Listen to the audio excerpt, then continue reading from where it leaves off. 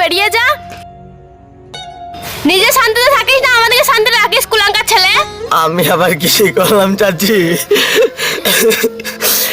চুপ কর কুলাঙ্কার ছেলে। জন্ম নেওয়ার পর থেকে বাবা মায়ের মাথা খেয়েছিস, এখন আমাদের মাথা খাচ্ছিস। কুলাঙ্কার ছেলে, বাড়ি থেকে বেরিয়ে যা কুলাঙ্কার ছেলে। তুই মরতে পারিস না, অত বড় ছেলে বসে বসে খাস।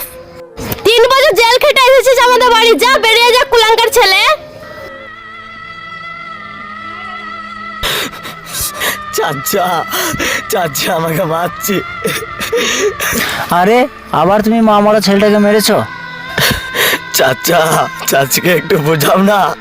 আমি ছোটোর থেকে এই বাড়িতে মানুষ হলাম, তোমরা যদি আমাকে এখন বার করে দাও আমি এখন কোথায় যাব? এই এলাকায় আমি কিছুই চিনি না চাচা। আবার তুমি মা মরা ছেলেটাকে মারছো হাসি? তোমার লজ্জা লাগে না হাসি? মা মরা ছেলে ওর তো কেউ নাই এই দুনিয়াতে, সেই বলেই তো আমাদের কাছে আছে। তাহলে কি থাকতো আমাদের কাছে? মা মরা ছেলেটাকে শুধু তুমি ধরে ধরে মারছো। এই কুলাঙ্কার ছেলে, তুই এখন আছে হসু নিয়ে কেটে ফেলে দেবো। চাচা চাচিকে একটু বোঝাও না। আমি কি বোঝাবো রে বাপ?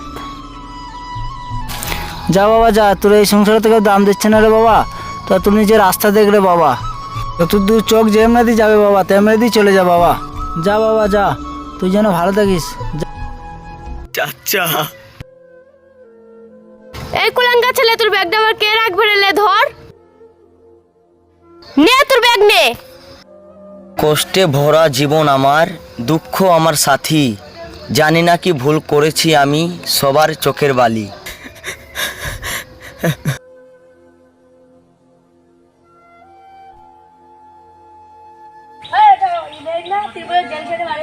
এই ইব্রাহিম শোন শোন শোন, জেলের হাওয়া কেমন খেলি রে? বল বল, জেলা কেমন খেলি? বল বল বল বল। ছি আরে পাগল কথা বল।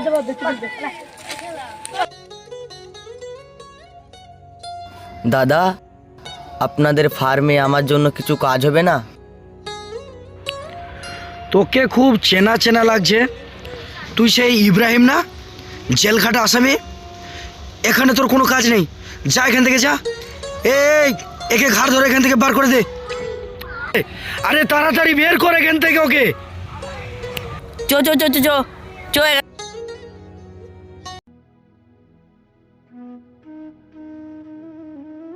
দাদা, আমি শুনলাম আপনাদের গ্যারেজে একটা কাজের লোক দরকার, আমাকে নেবেন? আরে সে তুই ইব্রাহিম না, তুই 3 মাস জেল দিয়ে গেলি, তোর ভাই কাজ পাবে না হয়তো, কিন্তু যা তুই 3 মাস জেল গেলিছিলি।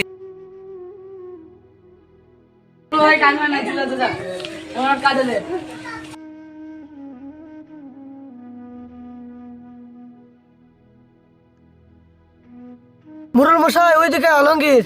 হ্যাঁ হ্যাঁ চলো চলো, দেখছি দেখছি।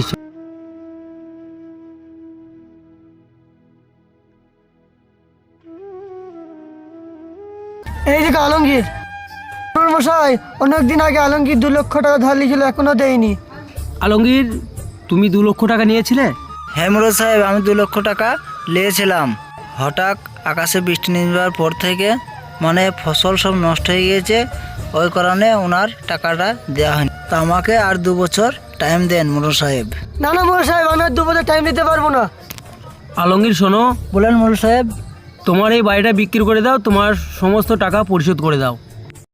মোড়ল সাহেব, আমাদের বাড়িটাই শেষ সম্বল। আমাদের জমি জায়গা কিছুই নেই, আমরা পরের জমিতে চাষ করে খাই। আমাদেরকে কিছুদিন টাইম দেন, আপনার সব পয়সা ফেরত দিয়ে দেবো। শুনেন, এই বাড়ি কাউকে খালি করতে লাগবে না। এই লেন ব্যাগ, এই ব্যাগে সমস্ত টাকা আছে, গুনে নেন। দেখে নাও। ঠিক আছে। ঠিক আছে, 2 লক্ষ টাকা আছে তো? হ্যাঁ চলেন মুরল সাহেব। ঠিক আছে, চলো আমাদের। বাপ ইব্রাহিম, দাঁড়া বাপ, তোকে আমরা নিজের কোনোদিনও মনে করিনি। তোকে নুনদের বেটা মনে করে কোনোদিনও আমরা দেখতে পারিনি। বাপ ইব্রাহিম, যাস না বাপ, যাস না। বাড়ি রে। চাচা ভালো থাকবেন, আমি আস। বাপ ইব্রাহিম।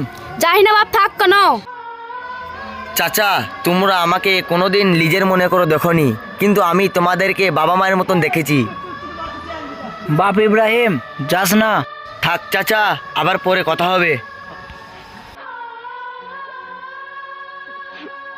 ইব্রাহিম, তুমি এখানে কি করছো? তুমি কি ভালো আছো? আছি, তুমি ভালো আছো? আমিও ভালো আছি। আমার স্বামী একটা বড় কোম্পানিতে কাজ করতো, সেই কোম্পানিটা বন্ধ হয়ে গেছে। তোমার কোম্পানিতে কোনো কাজ হবে? কোম্পানি? তুমি তো বলেছিলে আমার স্বামীর একটা বিশাল বড় কোম্পানি আছে।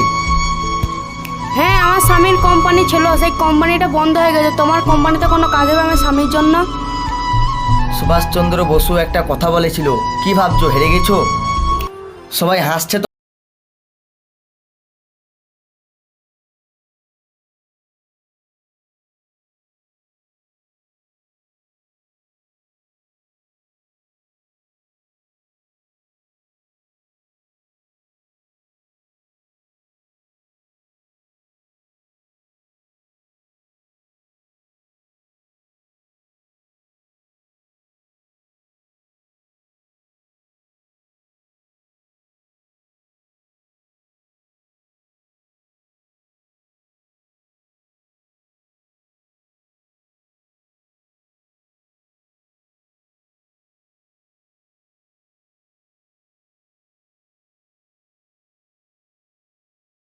গরিব দিকে কেউ অবহেলা করবে না, কারণ গরিবরাও মানুষ। সম্পূর্ণ ভিডিও দেখার জন্য আপনাদেরকে ধন্যবাদ। বন্ধুদেরকে বলছি সবাই সাপোর্ট করবে, আগামী দিন যেন আমরা আরও বড় হতে পারি। আমাদের চ্যানেলটা সবাই ফলো করবেন, আমাদের চ্যানেলটা সবাই লাইক কমেন্ট সাবস্ক্রাইব করবেন। আগামী দিন যেন আমরা ভালো ভালো ভিডিও নিয়ে আসতে পারি, আর আপনারা একটু সাপোর্ট করবেন যেন আমরা পুনরায় আরও ভালো ভিডিও করতে পারি। আপনাদের সাপোর্টটাই আমাদের সফলতা বাড়িয়ে দেবে। ধন্যবাদ। আপনারা সবাই লাইক কমেন্ট সাবস্ক্রাইব করবেন। জয় হিন্দ।